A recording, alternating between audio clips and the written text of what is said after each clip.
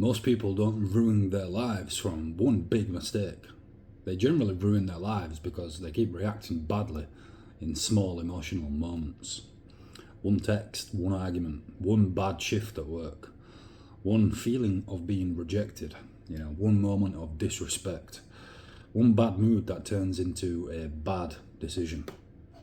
And I think ultimately one of the biggest signs that you're rebuilding is when you stop letting every feeling become an action.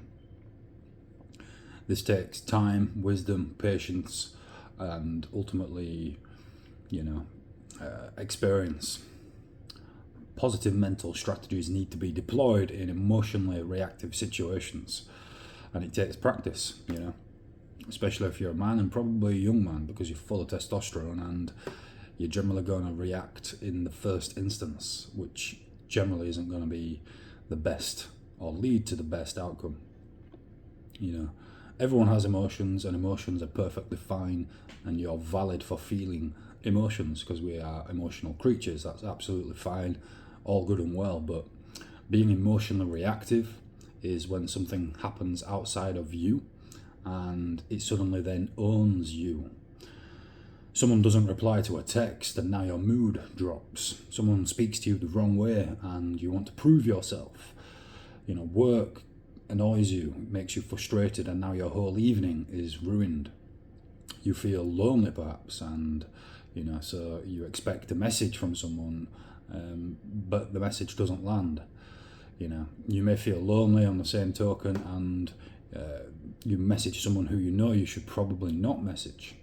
You feel stressed, so you eat a whole bunch of junk food, or you go to the pub and drink a whole bunch of beer. You doom scroll, you spend money that would be better off saved. You chase comfort in some way or another. And now, the problem isn't having the emotions, the problem is obeying them immediately. I've had plenty of moments in my own life, where one message or one bad mood, stressful day, one situation completely changed how I behaved. And looking back, the damage usually didn't come from just the emotion itself. Well, how could it? It came from ultimately the actions that came after feeling that emotion. While I was inside the emotion, the action came from it. And this is where people lose control. And having self-control in today's world is a big thing. And it's something that you should be practicing big time. People lose control not because they may feel angry, not because they feel sad, not because they feel rejected, not because they feel lonely, but because they let the feeling make the decision. And this is where control is lost. They send the message, they skip the gym, they start eating the junk food, they go to the pub and down 10 pints. They went back to the wrong person. They broke a promise to someone else or to themselves. They turned one bad moment into an entire bad day, or even week, or even life in some cases. And when you keep doing that, your life stops being directed by your values and starts being directed by the things that trigger you. So the first thing to understand is this: you can feel something without immediately becoming that feeling. It's totally normal. You can feel angry, that's totally normal, totally valid, without speaking aggressively. You can feel rejected without chasing. You can feel lonely without going backwards on yourself. You can feel stressed without numbing yourself. You can feel tired without abandoning your standards. And the small gap between the feeling and the action is where self-control lives. Most people don't have that gap. They just boom, emotion, action. You need to build the gap. You need to pause. You need to give yourself a minute to think and think again and think again. Or if you can't think because the emotion's too strong, you need to remove yourself from the situation so that you can calm down, or so you can see things from a different perspective. Because most of the time people don't pause. They don't breathe. They don't even think. They don't ask, is this actually the person or the man I want to be? They just act. Then later, when the emotion passes, they have to deal with the consequences, And I'm sure, for example, a lot of these crimes that go on in the world, especially in young men who might be in some sort of street life, They may have to defend themselves by using a weapon or something, or feel like they need to defend themselves using a weapon, and then they'll make a decision in a split second which ruins their entire life, which I'm sure in hindsight they would prefer have not to do. If you want to stop being emotionally reactive, take this simple rule. When you feel triggered, give yourself 10 minutes before you act. No message, no decision, no argument, no explosion, no post, no spending, no comfort habit, no, beer, no junk food, no doom scrolling. Just pause, be with the feeling. Walk, train, exercise, even if it's lightly. Clean something, write it down, listen to some nice relaxing music. Breathe, take 10 deep breaths, as they say when you're a young person. Let your central nervous system settle down before you let your mouth or your phone or your habits take over, because they will if you give them the chance.